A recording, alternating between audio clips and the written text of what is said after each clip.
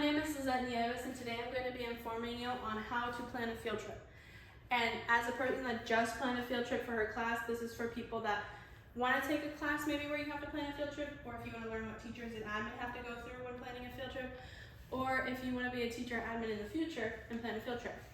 I'm coming at the stand where I just planned a very challenging field trip, but it ended up being very rewarding because it was super successful to Epcot. And then, now let's get into the process I like to call the pre-production. This is building your team. I worked with 4 other girls, so we had help with paperwork, marketing, and finances, so all of us weren't just working on like one thing, we were helping each other out. And then you want to decide who is your target audience. What group of students are you taking on this field trip? Here's a picture of all the students I took on the field trip. We have 30 of the kids. These kids are coming from the Global Perspectives class because we thought it would be the most educational to take them to Epcot to learn about countries.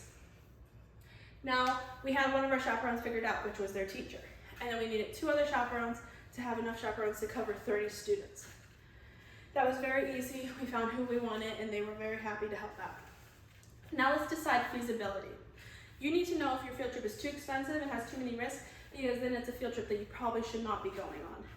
If there is minimum risk and it's not as expensive, then have fun, but make sure you have a backup plan just in case something goes wrong day of, like a big thunderstorm. Hurricanes is very popular in Florida, so going to a theme park might not be the best option. We can go bowling, something indoors.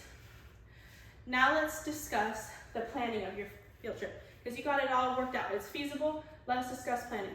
How are we getting there? Itinerary and marketing.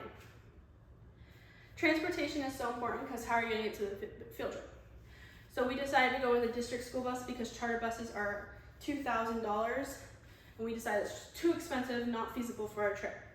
So we ended up taking a school bus. But now you need itinerary. When is the bus getting there? When are you getting on the bus? When are you getting away from the school? When are you going to the park? We need to take attendance. When are we eating? When's breakfast? When's lunch? When's dinner? Snack time. When is the bus arriving back at the park? When are you getting on the bus? When is the bus leaving? When is the bus arriving back at school?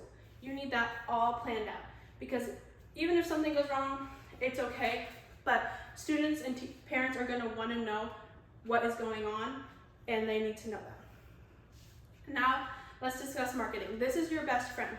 How are your students going to know about your field trip? How are they going to want to go on your field trip? Social media is so important when you're sending out flyers on social media. All of our teenagers have social media, so they're going to get it and they're going to be informed on our thing. Even having flyers or in-person presentations with live audiences will help, so they can ask questions and you can give them answers right away.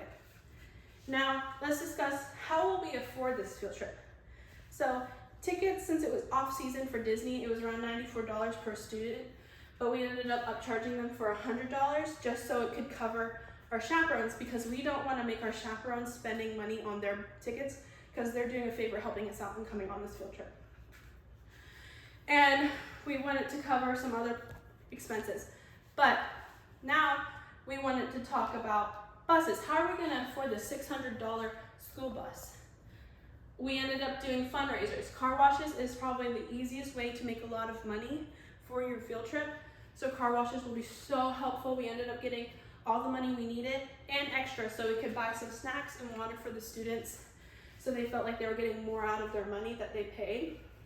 So we ended up giving them snacks on the bus and after the bus, but we had to make sure of allergies, because we need to know allergies. That's why permission slips are so important. We need to know contact information, and we need to know allergy information. So if there was ever an emergency or contact to any allergy they had, we know that.